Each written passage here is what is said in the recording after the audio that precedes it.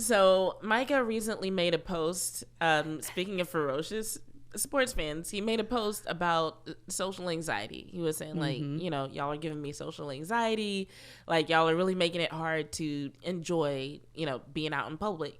And he said this around the time, it was like the end of the Pro Bowl, beginning of the Super Bowl festivities. So I don't know if he was still in Vegas or if he had already like gone to Phoenix, but either way, like both of those situations are situations where fans kind of expect to run into their favorites. Right. And I guess people were getting out of hand, but what was crazy to me was the replies and people being like, well, you're a superstar football player. What do you expect? Or you signed up for this when you decided to enter the NFL draft. And I'm just like, what is wrong with people? People in general, why? I'm just like, okay. Why? So a while back, I created my principles of ethical fangirling, right? Because there are fangirls who are just fans, and then there are fangirls who are like fucking crazy, right?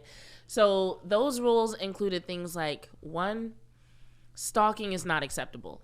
No, it's one thing to. It's never acceptable in any way. But there are some people who think that just because it's their favorite sports star and they like they're hard to get access to. Of course, they can stalk them. And I'll never forget the first time I visited the Star in Frisco. I met a security guard named Ray, and we had a long time to talk. Shout out to Ray, yeah. Really cool guy.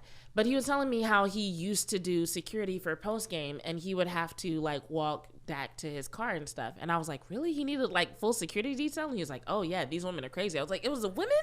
And he's like, oh yeah, they would figure out where the players are parked, and they would figure out how to get back there, and they'd be waiting by the cars, and they'd be like yelling for Dak and trying to get to him. And I'm just like, oh my God, that is a lot of effort. That is some shit I would never even think to do. Me neither. So I'm just like, it's one thing to like wait for them to come out and like see them and maybe ask for an autograph. Cool. So sometimes like players will do public appearances, or even like so when I did my tour of the Star, it was over the summer. The guys were in Calabasas. They weren't even there, but they do tours during times when players are like actually in Frisco, and sometimes during whenever they're practicing. So it's like, if you want to be like a really enthusiastic fan and you want to book a tour and hope, just cross your fingers that you happen to be in the hallway at the same time that your favorite player happens to be in the hallway. Cool, good for you. Like, or if your favorite player is doing an autograph session. I think both Micah and CD have done autograph sessions like in Plano and in Frisco or in Arlington or wherever. And you're like, you know what? I live in Houston, but I'm going to drive up to Plano because I want Micah Parsons' autograph. Do you, bitch? If you got the time and money and you want to see Micah Parsons that bad, by all means, do you. Do it. But do not follow Micah Parsons home. like. That is something that is just like so weird to me, like paparazzi style. Like, why would you? Like, what are you gonna do when you know this information? Are you gonna like knock on the door? I know what they think they're gonna. Are you gonna like? That's what I'm saying. Like, what is the point? It's definitely not gonna win you any points or favor with your fave. So no, you're gonna be blocked. If you're a young budding fan girl, just know, because I've met a few of my favorite athletes and music artists. I have not. And one thing that I can tell you for sure is, because like they talk, and one thing I can tell you for sure is that like doing crazy shit is not gonna win you favor. So just putting that out there. Just be you, but not like that. Yeah, one particular artist, I met him 3 times, and by the 3rd time he was actually happy to see me. Like that's what you want. You know what I'm saying? That's sweet. Yeah, cool dude. So that's one rule of ethical fangirling. Don't tell me that's Kendrick though, because I will lose. It was not shit. Kendrick. Okay. I never got to actually meet Kendrick. Okay. I met some members of his band and his sound guy. I've never actually met Kendrick. I need details right now. No, it was Anderson .Paak. I met him 3 times. Okay, nice. That's good. Another rule of ethical fangirling: spouses are off limits. Like we don't talk shit, because some people. It's like, okay, so when I fangirl, right, I will get excited because somebody's like cute or whatever. Yeah, or but hot. I'm not actually like, that's mine or potentially mine. But there are some people. This is such a weird thought to me. Like, no, there are some people, if you go in these chats, they will talk shit about the girlfriends and spouses of some of these players. And it's crazy to me because I'm just like, first of all, you don't even know this person. Secondly, like you definitely don't know their spouse. Like why? Like, but it's like a jealousy thing. That is wild. And so that is wild. And so that's kind of like a 2-part rule. Where it's like, I also try to be respectful in the sense that, like, I'll say somebody's hot, but you'll never hear me say anything sexually explicit because that's, like, disrespectful. So, for example, Simi Fehoko, right? We've talked about him a couple of times on the pod. Very good-looking guy. I love his TikTok. He doesn't have a lot of videos of himself singing, but beautiful voice, super funny. Love following him on Twitter. He's always really nice. Like, every time I add him, he, like, likes our tweets. Yeah. But super good-looking dude, right? Oh, yeah. He's hot. And he's also married with a kid on the way. Good for you too. You will never hear me say anything bad about his wife. And even though I will say that he's hot, and I'll even recommend that other people follow him because he's hot.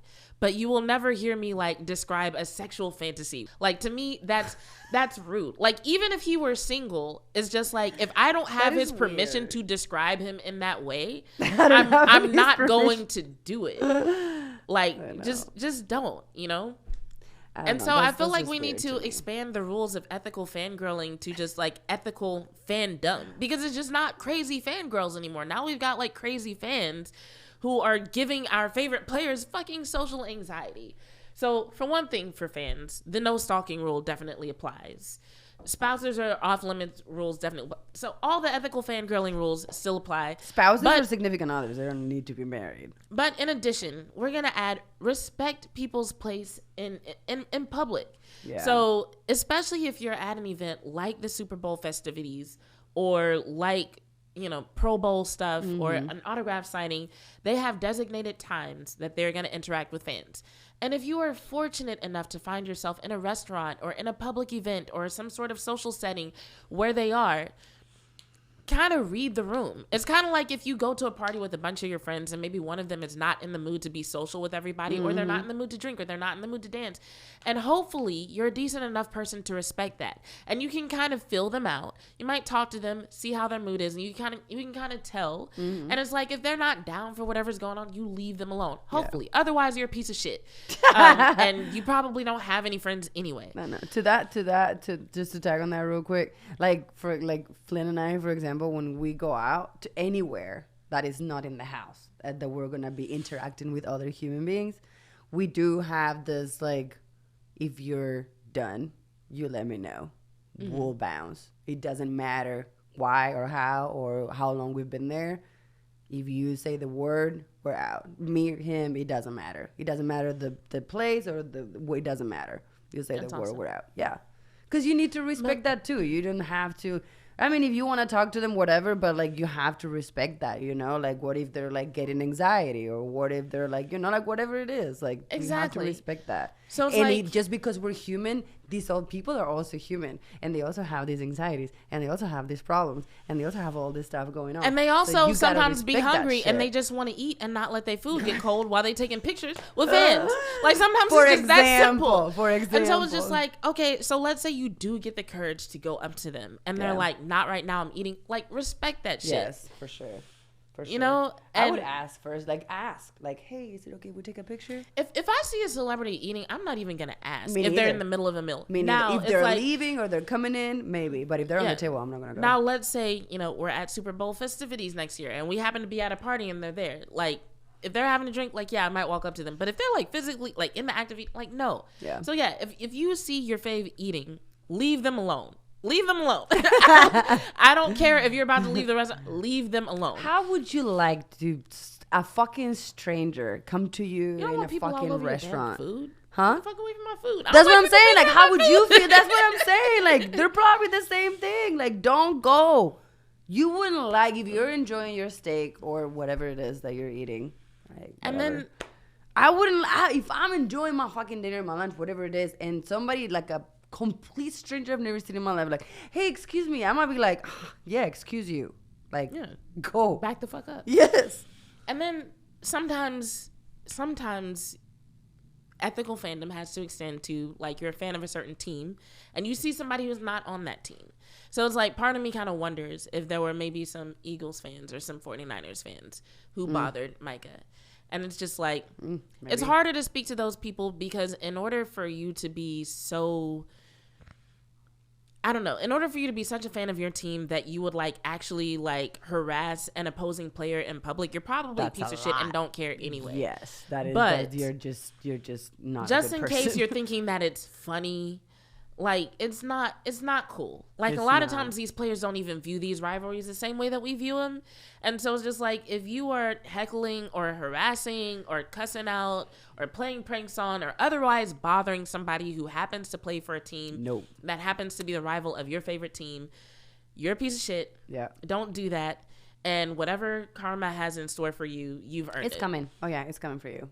Like, just don't do Because karma, that. like us, is also a bitch. I just wish we could like leave the game on the field, and I don't know why people can't. I don't know. I don't know. But yeah, those are my rules for being an ethical fan, and hopefully they catch on. If I can just influence a few people at a time, like maybe it'll catch on. Because one of the things that I would hate to see happen is it just gets to the point where they don't want to interact with fans at all. Because just like the few times that I have gotten to interact with the faith, those are fun moments. Yeah. Like I got to have a whole conversation with David Diggs. We didn't even talk about shit. I literally played a game with him. I had questions in my phone and I just numbered them and I was like, pick a number.